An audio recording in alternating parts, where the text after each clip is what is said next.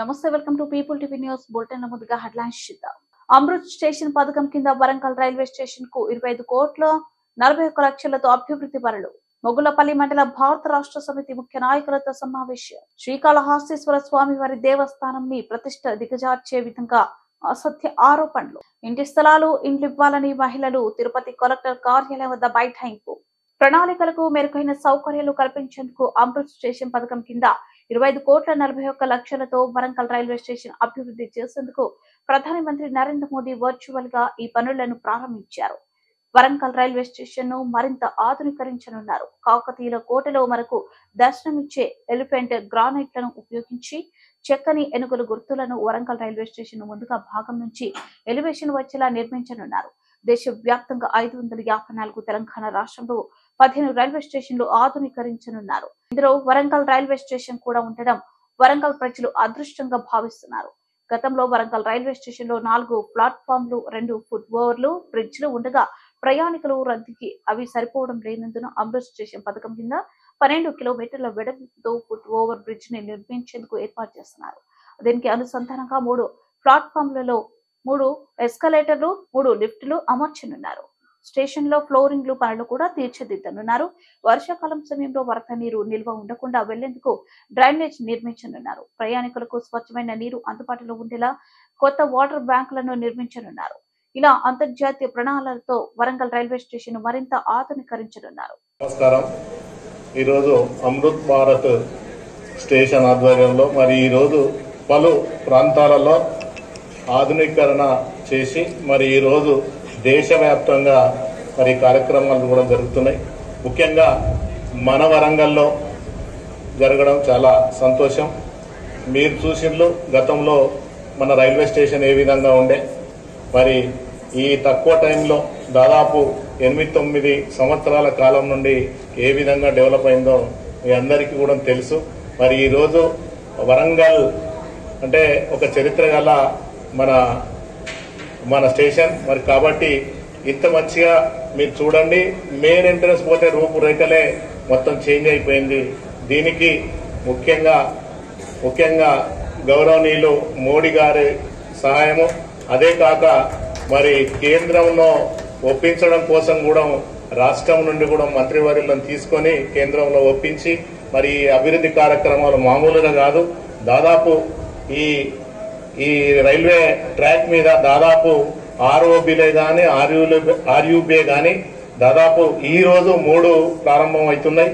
మరి ఇది ఒకటి, మరి కాజీపేటలో ఒకటి, ఉనికిచెర్ల ఒకటి, మరి ఈ 3 ఏ ప్రాంతాలలో కూడా ఈ రోజు ప్రారంభం అవుతున్నాయి. మరి ఈ రోజు వరంగల్ కు ఎప్పుడైనా గానీ ఏ కార్యక్రమం అయినా ఎక్కువ కాజీపేటలో జరుగుతాయి. కానీ మన వరంగల్ కి ఈ రోజు రావాలనే దాదాపు అందరం వరంగల్ కు సంబంధించిన వాళ్ళం కూడా రావడం జరిగింది. చాలా గొప్పగా 2 ట్రాకులు 3 ట్రాకులు ఉండే ఈరోజు 4వ ట్రాకు స్టేషన్ కూడా చాలా అభివృద్ధి చెందింది. దాంట్లో కేంద్రం సహకరించడం చాలా సంతోషం. అదేవిధంగా మరి ఇదొక్కటే కాదు, నేను 2 టర్ములు అంటే ఎంపీగా చేసిన కాలం నుండి దాదాపు 3,260 కోట్లు కేంద్రం నుంచి నిధులు తీసుకొచ్చి మరి కేంద్రంలో వారిని నొప్పించి దాదాపు అమృత్ స్కీమే గాని, హృదయ్ స్కీమే గాని, మరి లేకుంటే రూర్బన్ స్కీమే గాని, మరి బీజేపీ ఎమ్మెల్యేలు బీజేపీ ఎంపీలున్న మన గౌరవ బండి సంజయ్ కంటే కూడా మన వరంగల్ ప్రాంతానికి ఎక్కువ తీసుకురావడంలో మనం ముందున్నాం. ఎందుకంటే ఇన్ని 1000 కోట్లు తీసుకొచ్చిన మన రేవంత్ రెడ్డి గాని లేకుంటే బండి సంజయ్ కూడా తీసుకురాలేదు. మరి ఇన్ని నిధులు కేంద్రం నుంచి మన వరంగల్ కు ఇవ్వడం చాలా సంతోషం. మరి ఏదైనా అభివృద్ధి చేసిన దాన్ని మనం ఒప్పుకోక తప్పదు. కాబట్టి దాన్ని రాష్ట్రం నుంచి కూడా ముఖ్య నాయకులే గాని, ఇక్కడ తెలంగాణ గవర్నమెంటే గాని మరి కేంద్ర సహాయం కూడా తీసుకొని ఇన్ని సంక్షేమ పథకాలే గాని, ఇన్ని డెవలప్మెంట్లే గాని చేయడంలో మరి ముందుంది. కాబట్టి మరి ఇక ముందైనా ఏదైనా రైల్వేకి సంబంధించిందే కానీ ఇంతకుముందు మా సారన్న కూడా చెప్పడం జరిగింది. ఈ సౌత్ ఇండియాలో ఒక పెద్దది కాజీపేట్ జంక్షన్ మనది. ఎక్కువ ఇక్కడ నుండి సున్నము లేకుంటే బొగ్గు కానీ ఇవన్నీ సిమెంట్ కానీ అభివృద్ధిలో చాలా మరి ఈ ప్రాంతం నుండే ఎక్కువ బెనిఫిట్ వస్తుంది రైల్వేకు. మరి ఇవన్నీ కూడా రావడం మరి కార్యక్రమానికి ముఖ్యంగా మన డిప్యూటీ చైర్మన్ అన్న బండ ప్రకాష్ గారు రావడం మరి చాలా సంతోషం. అదేవిధంగా బసవరాజారావు గారు, అక్క గుండు సుధారాణి గారు, మన జిఆర్ఎం రాజీవ్ గారు, మరి నిజంగా మా జిల్లా ప్రముఖ నాయకులంతా మరి రావడం ఈ కార్యక్రమానికి జెడ్పీటీసీలే గాని కార్పొరేటర్లే గాని వీళ్ళందరూ కూడా ఈ అభివృద్ధి కార్యక్రమంలో అందరు హాజరైనందుకు మీ అందరికీ కూడా ధన్యవాదాలు తెలుపుకుంటూ ముగించుకుంటున్నాను.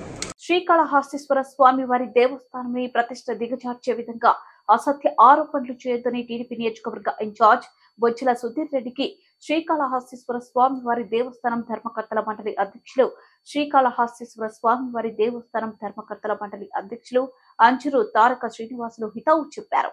శ్రీకాళహస్తీశ్వర స్వామి వారి దేవస్థానం ధర్మకర్తల మండలి అధ్యక్షులు అంజూరు తారక శ్రీనివాసులు సభ్యులతో కలిసి విలేకరులతో మాట్లాడుతూ సూక్ష్మ నంది బంగారు గంటలు మాయమైనట్టు బొజ్జల సుధీర్ రెడ్డి ఆరోపణలు చేశారని, రాతి ధ్వజస్తంభం వద్ద సూక్ష్మ నందికి ఎమ్మెల్యే మధుసూదన్ రెడ్డి బంగారు కవచం చేయించారని, ఈ సందర్భంగా పాత ఇత్తడి గంటలు తొలగించి వాటి స్థానంలో కొత్తవి ఏర్పాటు చేసేలా చర్యలు తీసుకున్నట్లు తెలిపారు.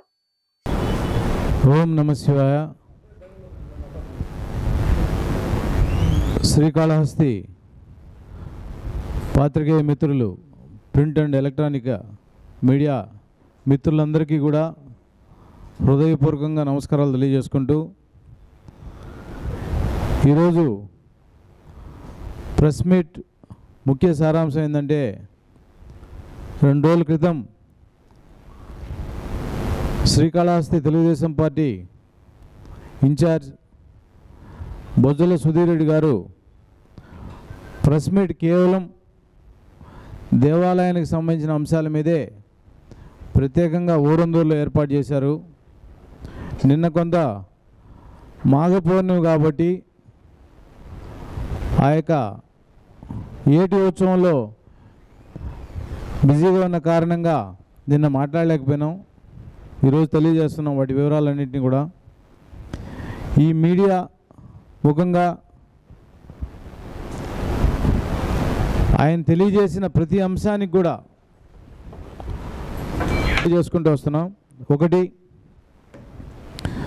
శ్రీకాళహస్తిలో దేవస్థానంలో ఏర్పాటైండే ఏకశిలా ధ్వజస్తంభం, ఆ ధ్వజస్తంభం మీద సూక్ష్మ నంది ఉంటుంది. సూక్ష్మ నందిని దర్శనం చేసుకుంటే మనకేంటంటే పునర్దర్శన ప్రాప్తి కోసం సూక్ష్మ నందిని మనం దర్శిస్తే తిరిగి మళ్ళా పునర్దర్శన ప్రాప్తి కలుగుతుంది అనేది నానుడి. అయితే ఆ నందీశ్వరుడు పైనుండే నందీశ్వరుడు సూక్ష్మ నందీశ్వరుడు కాబట్టి అందరికీ విజువల్గా కనపడడం లేదనే ఉద్దేశంతో మా యొక్క గౌరవ శాసనసభ్యులు బిఎఫ్ మధుసూదన్ రెడ్డి గారు తన సొంత నిధులతో ఒక కవచాన్ని ఏర్పాటు చేశారు. ఆ కవచం అక్కడ నిలబడాలంటే దానికి ప్లాట్ఫారంగా కూడా ఒకటి ఏర్పాటు చేస్తూ నందికి ఒక కవచాన్ని ఏర్పాటు చేశారు. ఆ హడావిడి శివరాత్రి బ్రహ్మోత్సవాల ముందు ఏర్పాటు చేసిన ఆ నంది కవచము గోల్డ్ షేడింగ్ పోయినందువల్ల తిరిగి దాన్ని మళ్ళా తొలగించి బంగారు పోత ఏర్పాటు చేసినారు. దానికి ఒక 5 లక్షల రూపాయలు ఇప్పుడు మళ్ళా ప్రత్యేకంగా దానికి తన సొంత ఖర్చు ఏర్పాటు చేసినాడు. అక్కడ నందీశ్వరుడికి కవచము, నందీశ్వరుడికి పీఠము, ఆ 2 గౌరవ శాసనసభ్యులు ఏర్పాటు చేస్తే అక్కడ పూర్వంలో మనకు రాగి కమ్మితో వేలాడుతూ గంటలు ఉండేటివి. అవి తీసేసిన తర్వాత గొలుసుతో గంటలు ఏర్పాటయ్యాయి. ఒక్కొక్క గంటని కోట్ల రూపాయలకి 100 కోట్లకు అమ్ముకునేసినారు బిఎఫ్ మధుసూదన్ రెడ్డి అని చెప్పేసి సుధీర్ రెడ్డి గారు ఆరోపించారు. సుధీర్ రెడ్డి గారు గంట కొనుగోలు చేయాలంటే ఏ గంట అయినా కూడా 100-200 రూపాయలనే గంట వస్తుంది. ఆ సైజు గంటలే అక్కడ ఉన్నాయి. అవి 1000 కోట్లు పోయేది, 100 కోట్లు పోయేది, కోట్ల రూపాయలు పోయేది, లక్షల రూపాయలు పోయేది కాదు. అది కనీస పరిజ్ఞానం లేకుండా ఎవరు ఏది చెబితే రాజగోపురం దగ్గర ఎదిగినిందంటే అవును ఈనేసిందని చెప్పి పోయి చూసే రకంగా ఉంటే అది రాజకీయాలకు పనికిరాదు. ముఖ్యంగా శ్రీకాళహస్తి దేవస్థానం మీద మొగుళ్లపల్లి మండల భారత రాష్ట్ర సమితి ముఖ్య నాయకులతో పరకాలలోనే స్వగృహంలో సమీక్ష సమావేశం నిర్వహించిన మాజీ భూపాలపల్లి శాసనసభ్యులు గండ్ర వెంకట రమణారెడ్డి రానున్న పార్లమెంట్ ఎన్నికల్లో బీఆర్ఎస్ పార్టీ అభ్యర్థి భారీ మెజార్టీతో కృషి చేయాలని కార్యకర్తలు నాయకులు తెలిపారు. ఈ కార్యక్రమంలో మండల పార్టీ అధ్యక్షుడు ఎంపీపీ జెడ్పీటీసీ మాజీ మార్కెట్ చైర్మన్ సొసైటీ చైర్మన్ మాజీ సర్పంచ్లు గ్రామ శాఖ అధ్యక్షులు బీఆర్ఎస్ సీనియర్ నాయకులు పాల్గొన్నారు. నుంచి కార్యనిర్వాహక అధ్యక్షులు కేటీఆర్ గారు వస్తారు. ఆ రోజు చాలా క్లారిటికల్గా చెప్పడం జరుగుతుంది. మరి మీరు వాళ్ళు చెప్పినాక కూడా మనం కన్ఫ్యూజ్ అవడంలో అర్థం లేదు. వాళ్ళు క్లారిటీగా చెప్పిన తర్వాత కూడా అనుమానపడాల్సిన అవసరం లేదు. నేనే ముసలోని కాదు, లేదా నడవ శక్తి లేనివాడిని కాదు, శక్తి ఉన్నది. మీరు ఖచ్చితంగా జీవితం ఉన్నంత వరకు ప్రజా జీవితంలో ఖచ్చితంగా ప్రజా సంక్షేమానికి, నియోజకవర్గ అభివృద్ధికి, కార్యకర్తల యొక్క మంచి చూడడానికి పనిచేస్తాం. కాబట్టి ఎవరు కూడా దీని మీద అనుమానం అవసరం లేదు. ఖచ్చితంగా కలిసికట్టుకు ముందుకు పోదాం. ఈ నియోజకవర్గంలో రాష్ట్రంలో తిరిగి బీఆర్ఎస్ జెండా ఎగిరే వరకు కూడా మనందరం కూడా కలిసికట్టుగా పనిచేద్దాం. స్థానికంగా నేను అందరం కూడా పనిచేసినామనేటువంటి భావనతోటే మనకు ఓటమి ఉండదు, ఖచ్చితంగా గెలుస్తామనేటువంటి ఒక విశ్వాసంతో ముందుకు పోయినాం. ప్రజల్లో ఉండేటువంటి వ్యతిరేకతను మనం పసిగట్టడంలో విఫలం చెందినాం. ఎందుకంటే మామూలు వ్యతిరేకత ఉంటే అంతా ఉండదు. చాలా గుమ్మనంగా ప్రజలు కూడా చాలా మనతో ఉన్నట్టుగానే, ఎక్కడ వ్యతిరేకత లేనట్టుగానే చూపెడుతూనే ఓట్ల రూపంలో చూపెట్టడం జరిగింది. ఏది ఏమైనా మొన్న జరిగినటువంటి ఎన్నికలు ఒక గుణపాఠంగా తీసుకున్నాం. మళ్ళీ ఎన్నికలు వస్తున్నాయి, పార్లమెంటుకి ఎన్నికలు వస్తున్నాయి. పార్లమెంట్ ఎన్నికలు అయిన తర్వాత జెడ్పీటీసీ ఉంటాయి, ఎంపీపీ ఉంటుంది, సర్పంచులు ఉంటారు, పిఎస్సిఎస్ చైర్మన్ ఉంటుంది. ఇవన్నీ కూడా ఉంటాయి. కాబట్టి అవి మీరు అన్నీ కావాల్సిన ఎన్నికలు. మీలో వాళ్ళు ఎంపీపీ అవుతారు, మీలో వాళ్ళు జెడ్పీటీసీ అవుతారు, మీలో వాళ్ళు పిఎస్సిఎస్ చైర్మన్ అవుతారు, వీళ్ళలో సర్పంచ్ అవుతారు, ఉప సర్పంచ్ అవుతారు, వాళ్ళు వార్డు సభ్యులు అవుతారు. కాబట్టి మనందరం కూడా వ్యవసాయం చేస్తున్నాం. ఒక పూట కాలం పోయిందనో లేకపోతే వరి మూలిందనో గొడవలు కిందే కదా, మళ్ళా ఒక పంట పోతే మరొక పంట పెడతాం. కాబట్టి ఈ ఎలక్షన్లు ఓడిపోయిందని నిరాశ పడకుండా జరగబోయేటువంటి ఎన్నికలకు సమాయత్తం కావడం కొరకే ఈ సమావేశం పెట్టడం జరిగింది. మరి మీ యొక్క పట్టుదల, మీకు ఉండేటువంటి కమిట్మెంట్ను ఈరోజు గ్రామాలలో చూపెట్టాలి. ఎప్పుడైనా మంది ఎక్కువైనప్పుడు సలహాలు ఎక్కువైతే, నేను గెలిచినప్పుడు 2 సార్లు గెలిచినప్పుడు నా ఎంబడి ఇంతమంది లేరు, జనం నాయకులు లేరు. 2 సార్లు జనం నాయకులు ఉన్నారు, 2 సార్లు ఓడిపోయారు. 2014లో నా ఎంబడి ఫుల్ లీడర్. నిరుపేద మహిళలు ఎన్నిసార్లు వేడుకున్న అధికారులు ఇంటి స్థలాలు, ఇండ్లు ఇవ్వడం లేదని సిపిఐ ఎంఎల్ లిబరేషన్ ఆధ్వర్యంలో తిరుపతి జిల్లా కలెక్టర్ కార్యాలయం ముందర బైఠాయించి ధర్నా నిర్వహించారు. ధర్నాను ఉద్దేశించి CPI ML liberation Tirupati city కార్యదర్శి బి బాలకృష్ణ మాట్లాడుతూ, ప్రభుత్వ కార్యాలయాల చుట్టూ పదే మహిళలు కాలరికేలా తిరుగుతున్న కలెక్టర్ మరియు అధికారులు స్పందించకపోవడం దుర్మార్గమని ఆగ్రహం వ్యక్తం చేశారు. అదే చంద్రగిరి రాములు వారి గుడి ప్రక్కన సుజాత అనే దళిత మహిళ సొంత స్థలంలో ఇల్లు నిర్మించుకుని నివాసం ఉంటే, గుడి ప్రక్కన దళితులు ఇల్లు ఉండరాదని చంద్రగిరిలోని కొందరు పెత్తందారుల మాటలకు తలొగ్గి ఆగమేఘాల మీద తహసీల్దార్ శిరీష దళిత మహిళ ఇల్లు రాత్రికి రాత్రే కూల్చివేయడం అన్యాయం కాదా అని ప్రశ్నించారు. వెంటనే కలెక్టర్ స్పందించి పేదలకు ఇంటి స్థలాలు, ఇండ్లు ఇవ్వాలని, పేద దళిత మహిళ సుజాత ఇల్లు కూల్చివేసిన తహసీల్దారు శిరీషపై చర్యలు తీసుకుని సుజాతకు నష్టపరిహారం ఇవ్వాలని డిమాండ్ చేశారు. లేని పక్షంలో త్వరలో ఎమ్మెల్యే ఇండ్లు ముట్టడిస్తామని అన్నారు. ఈ కార్యక్రమంలో ఐపోవా జిల్లా convener B Sujatha, AICCTU city convener B Babu Nayak, నాయకులు వెంకటరమణ నాయక్, రామయ్య, రమణ, నందయ్య, భాష, మహిళా సంఘం నాయకులు లక్షల మలార్, రేవతి, భాషణ, హిమగిరి, నందిని తదితరులు పాల్గొన్నారు. సిపిఎం లైబ్రరీ పార్టీ ద్వారా చంద్రగిరి మండలం, తిరుపతి రూరల్ అర్బన్ మండలం కలిసి నిరుపేదలు కలెక్టర్ గారికి వినతి పత్రం అందజేయడానికి బాడిగిళ్లలో బాడుగులు కట్టుకోలేక, పిల్లల్ని చదివించుకోలేక నానా ఇబ్బందులకు గురవుతున్నారు. అయా, మేము నివసించడానికి 2 ఇంట్లు జాగా అడిగినా మేము మిద్దులు మేడలు అడగడం లేదు. అయా, మీరు ఇంటి స్థలాలు ఇచ్చారనేసి పెద్ద హత్యరాలతో పేపర్లో రోజు వస్తున్నది. అయితే మీరు ఇచ్చినటువంటి ఇంటి స్థలాలు రాజకీయ నాయకులకు ఒక్కొక్కరికి 5-10 చొప్పున ఇస్తున్నారే తప్ప పేద బడుగు బలహీన వర్గాలకి ఇంతవరకు ఒక ఇల్లు లేక ఒక ఇంట్లో 4 కుటుంబాలు జీవిస్తున్నారు.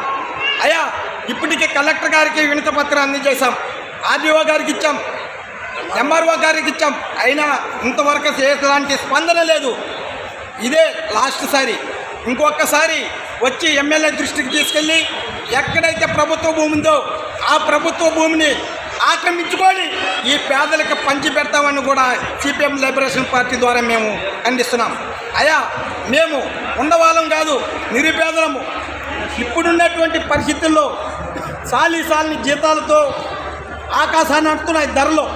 గ్యాస్ ధర 1100, నిత్యావసరాలు కందిపప్పు 100 రూపాయలు, కాలికి అది తెల్లగడ్డలు 100 రూపాయలు.